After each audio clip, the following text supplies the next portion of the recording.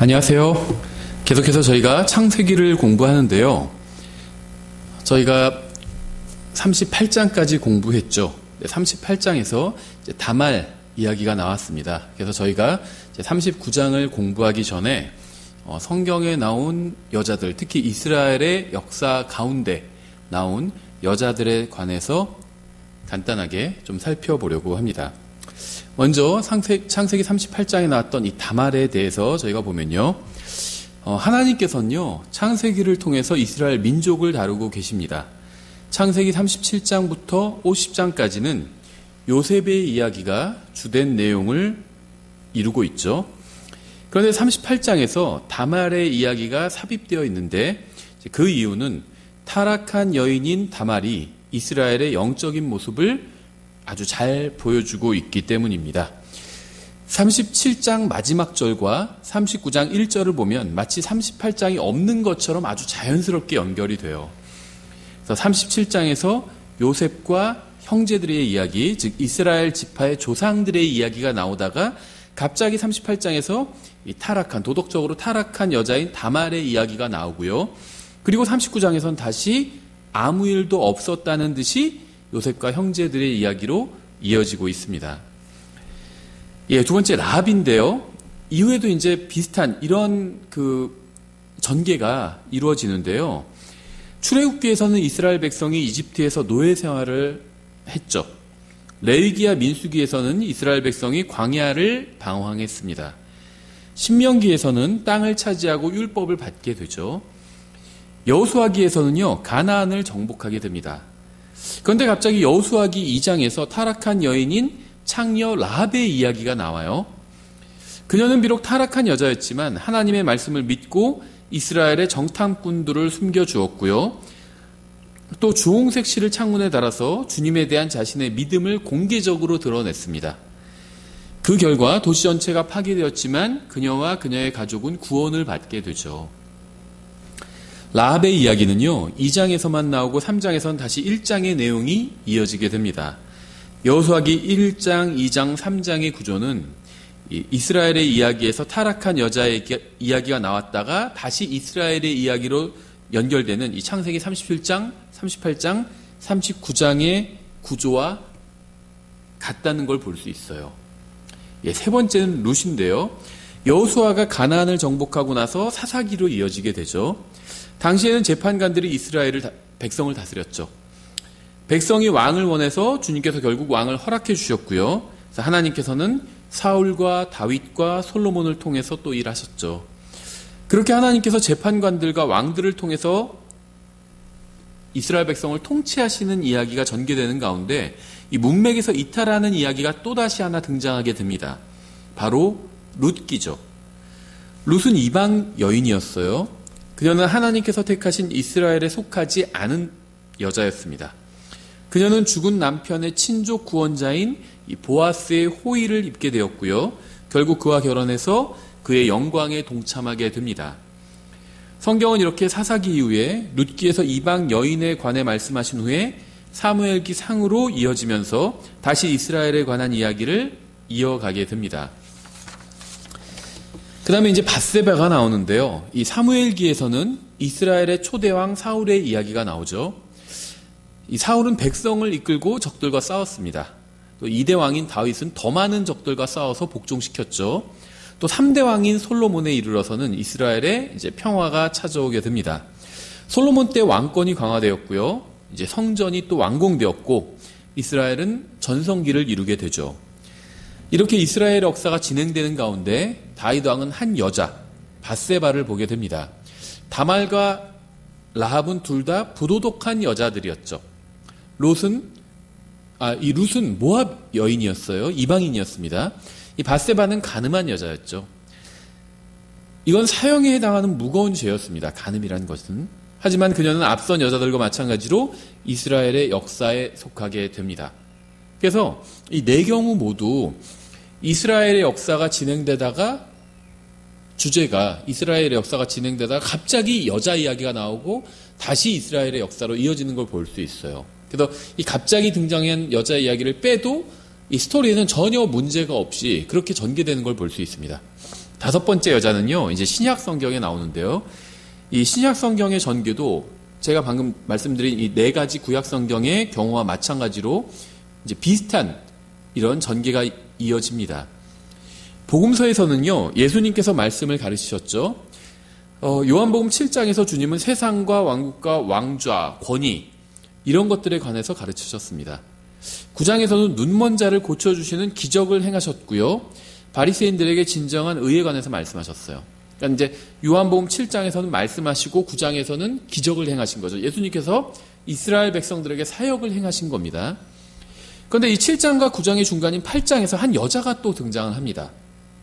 이 여자는요, 가늠하다가 현장에서 붙잡혀온 부도덕한 여자였어요. 앞의 경우들과 유사하죠. 이 여자는 죽어 마땅한 여자였습니다. 하지만 주님께서는 그녀를 용서해 주셨죠. 요한복음 8장 10절, 11절 이렇게 되어 있습니다. 예수님께서 일어나사 그 여자 외에는 아무도 없음을 보시고 그녀에게 이르시되 여자여 너를 고소하던 그 자들이 어디 있느냐 아무도 너를 정죄하지 아니하였느냐 하시니 그녀가 이르되 주여 아무도 하지 아니하였나이다 하매 예수님께서 그녀에게 이르시되 나도 너를 정죄하지 아니하노니 가서 다시는 죄를 짓지 말라 하시니라. 이 여자는 용서를 받은 이후에 다시 등장하지 않습니다. 12절에서는 이 여자에 대한 이야기가 없었던 것처럼 이 7장 마지막 절과 연결이 돼요. 8장 12절이. 그래서 성경의 영감을 부인하는 학자들 중에서는요, 이 가늠한 여인에 관한 기록인 요한복음 8장 1절부터 11절이 성경에 속하지 않은 부분이다. 이렇게 주장하기도 합니다. 왜냐하면 7장의 마지막 절과 8장 12절이 자연스럽게 연결되기 때문에. 하지만 이런 주장은요, 합당치 않은 주장이에요. 앞에서 제가 4번의 예를 든 것처럼 갑자기 어떤 여자 이야기가 나오면 이 스토리가 중단이 되는 이런 경우가 구약성경에서 4번이나 나왔잖아요. 그렇죠?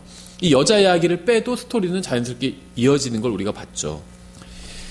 6번째는요, 이제 복음서에 나오는데 이 혈루증을 앓던 여자의 이야기입니다. 마가복음 5장에서 예수님께서 길을 가실 때 회당의 치리자인 야이로가 와서 자신의 딸을 고쳐달라고 간구를 합니다. 이 사람은 유대인이었죠. 이스라엘 백성을 주님께서 다루시는 장면이라고 보실 수 있어요. 주님께서는 이 사람의 간구에 응답하셔서 이 사람의 집으로 향하셨습니다. 그러다 갑자기 한 여자가 또 등장해요.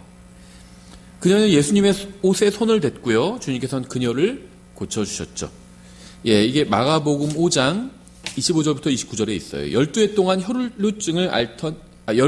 혈루증이 있던 어떤 여자가 있었는데 그녀가 많은 의사에게 많은 일들로 고통을 받고 자기가 가진 모든 것도 허비하였으나 좋아진 것이 없고 도리어 더 심해지던 차에 예수님에 관한 소문을 듣고 밀려드는 무리 가운데서 뒤로 들어와 그분의 옷에 손을 대니 이는 그녀가 이르기를 내가 그분의 옷에만 손을 대도 온전하게 되리라 하였기 때문이더라. 예수님의 능력을 믿은 거죠. 즉시 그녀의 피 나오는 근원이 마름에 그녀가 자기가 그 역병에서 나은 줄을 몸으로 느끼니라. 이 여자는요, 많은 의사를 찾아다녔지만 병을 고치지 못하고요, 오히려 고통만 늘었습니다. 주님께서는 이 여자를 고쳐주셨고요, 그녀는 온전해졌습니다. 이 여자에 대한 이야기는 34절에서 끝나고 주님께서는 야이로의 집에 도착하셔서 그의 딸을 고쳐주셨습니다. 앞서 여자들의 이야기와 마찬가지로 혈루증을 앓던 여자의 이야기도 문맥과 상관없이 갑자기 등장했다가 갑자기 또 사라지게 되죠. 이렇게 성경에는요, 6번에 걸쳐서 구약 4번, 신약 2번, 6번에 걸쳐서 하나님께서 이스라엘 민족을 다루시다가 갑자기 이야기가 중단되고 죄를 지었거나 이방인이었거나 병에 걸린 어떤 여자가 나왔다가 다시 이스라엘에 관한 이야기가 중단된 지점에 이어서 이야기가 전개되는 것을 볼 수 있습니다. 여자가 갑자기 등장해서 짧은 이야기를 남기고 사라져 2번 다시 등장하지 않는 식으로 이야기가 전개되는 거예요. 자, 갑자기 등장한 여자가 사라지고 나면 다시 바로 직전에 전개되던 이스라엘 이야기로 연결이 됩니다. 예, 7번째는요, 이제 좀 더 우리가 넓게 보면 이 교회도 갑자기 등장한 여자라고 볼 수 있는데요. 이렇게 이스라엘의 역사 중간에 여자의 이야기가 전개되는 방식은 이 창세기와 역사서와 복음서에서 이어지다가 사도행전과 서신서에서 교회가 등장하면서 다시 나오지 않죠. 사실 교회 자체가 병들고 죄를 지은 부도덕한 이방 여자라고 볼 수 있어요. 영적으로는. 주님께서는 이 죄 많은 병든 여자를 고쳐주시고 죄값을 갚아주시고 깨끗하게 씻어주셔서 신부로 삼으셨습니다. 이 여자인 교회는요, 이스라엘의 이야기가 끝나는 사도행전 초반에 등장해서 서신서에서 쭉 이어지다가 계시록에서 들림받아 하늘로 올라가면서 끝나게 됩니다. 앞서 여자들이 갑자기 나타났다가 사라진 것처럼 교회도 갑자기 나타났다가 계시록 초반에서 사라져 버리게 되죠. 교회가 하늘로 들림받아 올라가면서 사라진 후에 주님께서는 다니엘에게 알려주신 이 70번째 주를 통해서 다시 이스라엘을 다루기 시작하십니다. 이스라엘은 대환란을 통과해서 정결하게 될 것이고요. 주님께 돌아오게 될 겁니다. 이렇게 이스라엘의 역사는 교회와 상관없이 천년왕국에서 민족들의 머리가 되고요. 완성될 것입니다. 그래서 성경 66권의 기록자는 다 다르지만 저자는 동일한 것이 분명하죠. 동일한 저자가 아니었다면 66권의 책이 이렇게 통일성을 갖기는 불가능했을 거예요.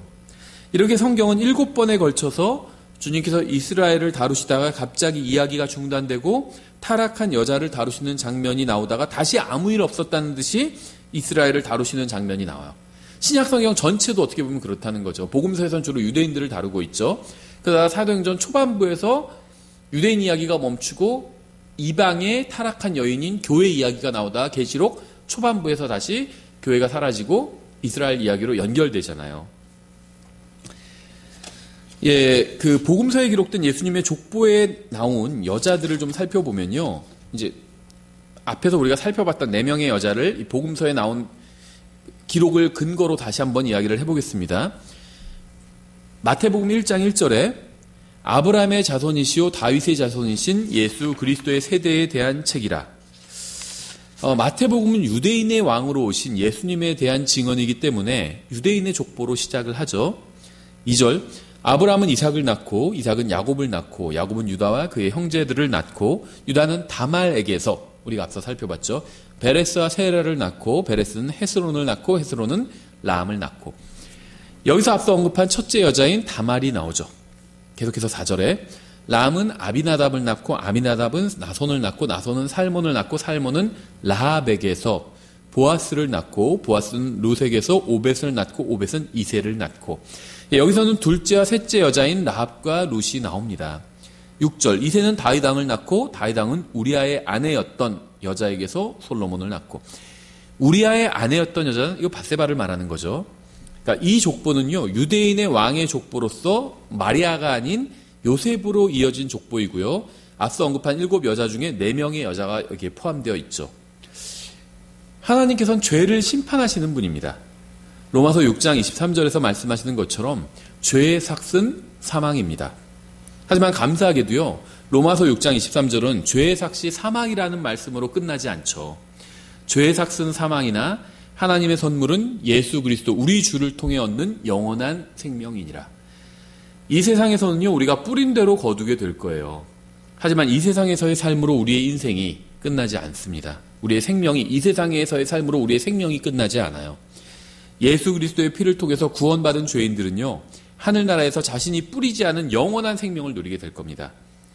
마태복음에 나온 족보는 예수님의 양부인 요셉의 혈통을 따른 것이지만 거기에는 우리가 살펴본 것처럼 4명의 여자가 나왔죠. 3절에 나온 다말은요 음행의 죄를 지었죠. 하지만 그녀는 예수 그리스도의 조상이 기록된 족보에 이름을 올렸습니다. 왜냐하면요 다말이 연합한 남자인 유다는 형제들을 위해서 자신의 목숨을 내놓는 사람이었기 때문이에요. 유다는 이러한 점에서 예수님을 상징하고 있기 때문에 그의 아이를 낳은 다말이 예수님의 족보에 들어갈 수도 있었던 겁니다. 둘째 여자는 5절에 나온 라합이었죠. 라합은 창녀이면 죄송합니다.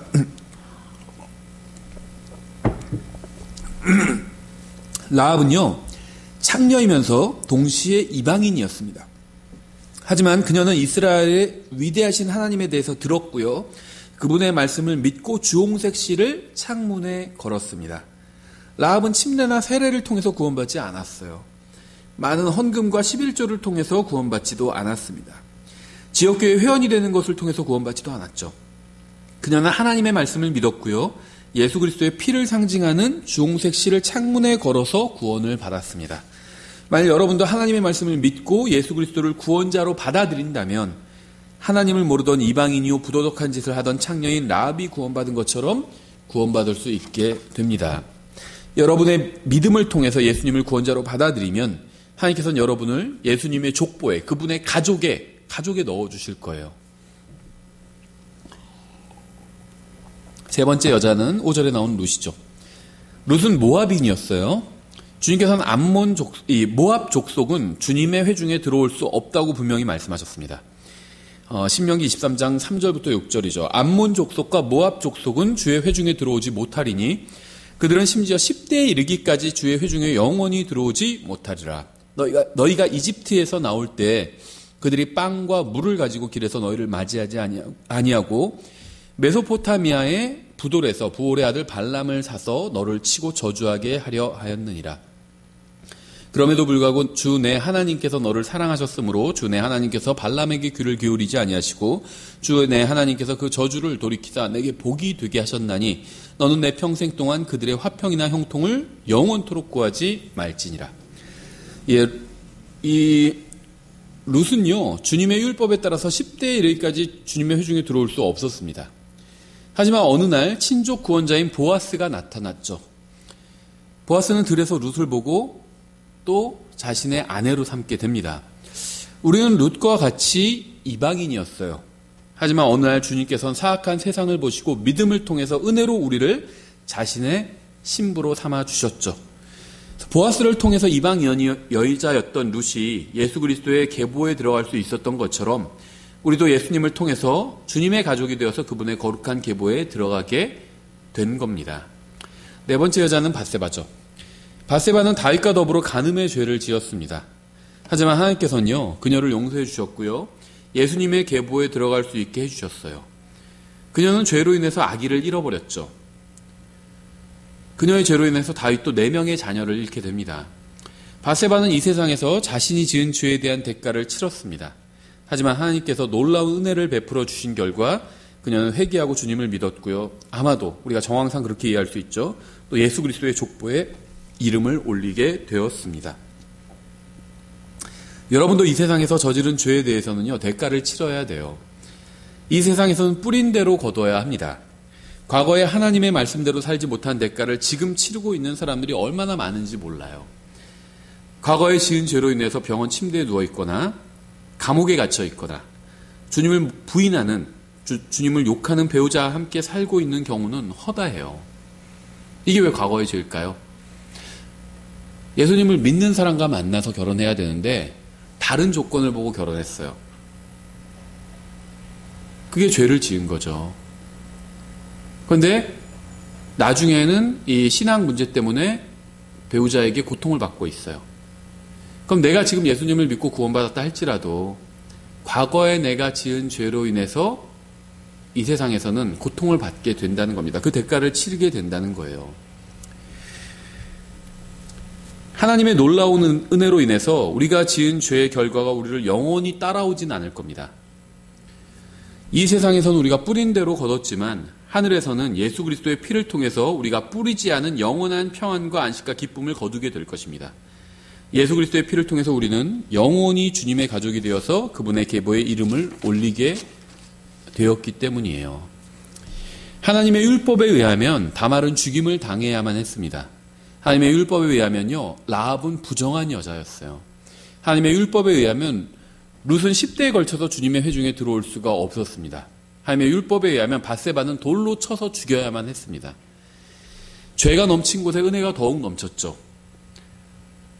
창세기 5장에 보시면 이렇게 되어 있어요. 1절에 이것은 아담의 세대들에 대한 책이라. 5절 아담이 산 전생에는 930년이었으며 그가 죽으니라. 8절 셋의 전생에는 912년이었으며 그가 죽으니라. 11절 에노스의 전생에는 905년이었으며 그가 죽으니라. 아담의 족보에 속한 모든 사람은 죽어요. 죄의 삭은 사망이기 때문입니다. 근데 마태복음에 와서 분위기가 달라지죠. 여기 예수님의 족보가 나와요. 창세기 5장은 아담의 족보죠. 마태복음 1장은 예수님의 족보입니다. 1장 1절에 아브라함의 자손이시오 다윗의 자손이신 예수 그리스도의 세대에 대한 책이라. 여러분 다시 태어나셨나요? 거듭나셨나요? 예수 그리스도를 통해서 새로운 출생을 하셨나요? 7절 솔로몬은 르호보암을 낳고 르호보암은 아비야를 낳고 아비야는 아사를 낳고 아사는 여호사밧을 낳고 여호사밧은 요람을 낳고 요람은 우시야를 낳고 예수 그리스도의 족보에 속한 사람은 아무도 죽지 않습니다. 창세기 5장에서 아담의 족보에 속한 사람들은 선한 사람들도 모두 다 죽었어요. 하지만 마태복음 1장에서 예수 그리스도의 족보에 속한 사람들은요, 과거에 어떤 죄를 지었건 상관없이 악한 사람들도 모두 살았습니다. 로마서 6장 23절 죄의 삭은 사망이나 하나님의 선물은 예수 그리스도 우리 주를 통해 얻는 영원한 생명이니라. 죄를 지은 첫 사람이 아담이었죠. 아담에게 속한 모든 사람들은 죽습니다. 근데 하나님의 은혜는 예수님을 통해서 오죠. 그래서 예수님 안에 들어온 모든 사람은 영원한 생명을 누리게 된 거예요. 저는 인생의 길을 지나가고 있습니다. 살아가고 있어요. 인생의 길을 지나가고 있어요. 만약 제가 죄를 지으면 이 세상에서 저는 그 대가를 치러야 합니다. 구원받았다 해도 이러한 사실은 변하지 않아요. 하나님께서는 뿌린 대로 거두게 하셨기 때문입니다. 속지 말라. 하나님은 조롱당하지 아니하시나니 사람이 무엇을 심든지 또한 그것을 거두리라. 죄를 짓지 마세요. 구원받은 사람이 죄를 지어도 구원에는 영향이 없습니다. 죽어서 하늘나라 가요. 그러나 이 세상에서 자기가 뿌린 대로 거둬요. 그렇다면 죄를 지은 후에 회개하면 어떻게 될까요? 그래도 이 세상에선 여전히 뿌린 대로 거두게 됩니다. 하지만 하늘나라에선 뿌린 것을 거두지 않게 될 거예요. 이 세상에서 일시적인 형벌뿐 아니라 영원한 형벌을 받아야 하는 나의 죄값을 예수 그리스도께서 십자가에서 모두 갚아주셨기 때문이에요. 내가 죄를 지으면요, 그 죄로 인해서 이 세상에서 일시적인 형벌을 받아야 돼요. 사람들이 주는 형벌이죠. 그런데 그것뿐만 아니라 나중에 영원에선 하나님께서 주시는 형벌도 받아야 됩니다. 예수님의 십자가 대속을 믿으면 하나님께서 주시는 형벌은 면해진다는 거예요. 사람들이 주는 형벌은 그건 받아야 됩니다. 하나님께서 사람들에게 자유의지를 주셨잖아요. 그래서 누가 죄를 지면 그 사람에게 벌을 주자 사람들이 정했어요. 그럼 그대로 벌을 받게 되는 거예요. 그건 하나님께서 사람들에게 맡겨주신 거기 때문에. 근데 회개하고 예수님을 믿으면요, 하나님께서 주시는 벌은 받지 않게 된다는 겁니다. 이게 성경에서 말씀하시는 죄의 용서예요. 구원받았다고 해서 죄를 지은 사람이 감옥에 가지 않는 건 아니라는 겁니다. 이 세상에서 사람들에게 받아야 될 벌은 받아야 돼요. 근데 구원받은 사람은 하나님께 받아야 될 벌을 면제받게 된다는 겁니다. 이게 성경이 말씀하시는 죄 용서, 죄 사함이에요. 그래서 성경은요, 예수님 안에 있으면 어떤 정죄도 받지 않는다고 말씀하고 있는 겁니다. 육신 안에 있으면 정죄를 받아요. 죄를 지면 내 육신이 감옥에 갇히게 되잖아요. 근데 예수님 안에 있으면요, 어떤 정죄도 받지 않는다는 겁니다. 그러므로 이제 그리스도 예수님 안에 있는 자들에게는 정죄함이 없나니 그들은 육신을 따라 걷지 아니하고 성령을 따라 걷느니라. 구원받는 사람, 내 안에 있는 속사람, 다시 태어난 사람은 내 죄로 인해서 지옥에 가지 않는다는 겁니다. 그 사람은 정죄를 받지 않기 때문에. 근데 이 육신은 정죄를 받게 돼요. 이 세상에서는. 우리가 육신 안에서 지은 죄는 모두 육신 안에서 정죄를 받게 되지만 우리가 이 육신을 벗어버리면 더 이상의 정죄는 없는 겁니다. 우리는 유다나 다말이나 밧세바와 같은 죄를 지은 적이 없을지도 몰라요. 간음을 하거나 음행을 한 적이 없을지도 모릅니다. 하지만 성경은 아담 안에서 모든 사람이 죄를 지었고 모든 사람이 죽게 되었다고 분명히 말씀하고 있어요. 아담 안에서 모든 사람이 죽는 것 같이 그리스도 안에서 모든 사람이 살게 되리라. 우리는 다 똑같은 죄를 짓지는 않았지만 모두 죄를 지었습니다. 그래서 모든 사람이 죽는 거예요. 하지만 하나님께서는 예수 그리스도를 통해서 영원히 살 수 있는 길을 마련해 주셨습니다. 만약 아직 구원받지 않았다면, 다시 태어난 적이 없다면 다말이나 밧세바나 라합 같은 더러운 죄인도 구원하시는 하나님 앞으로 나와서 용서를 구하고 예수 그리스도를 구원자로 받아들이시기 바랍니다. 여러분은 예수 그리스도를 통해서 하나님의 은혜를 받을 수 있고 그분 안에서 영원한 생명을 누릴 수 있습니다. 하나님께서는 그 어떤 죄인이라도 구원할 수 있는 능력이 있어요. 만약 여러분이 아직 구원받지 못했다면 하나님의 능력이 부족해서도 아니고 구원받을 수 있는 방법이 없어서도 아닙니다. 여러분이 원하지 않았기 때문에 구원받지 못한 거예요. 더 이상 미루지 말고 더 이상 거부하지 마십시오. 지금 하나님 앞으로 나와서 자신이 죄인이라는 사실을 인정하고 예수 그리스도께서 십자가 위에서 여러분의 모든 죄값을 갚아주셨다는 사실을 마음으로 믿고 구원 받으십시오. 하나님께서는 오직 예수님을 통해서 나오는 사람들만을 구원해 주십니다. 오늘 여기까지 하고요. 다음 시간에 창세기 39장을 들어가도록 하겠습니다.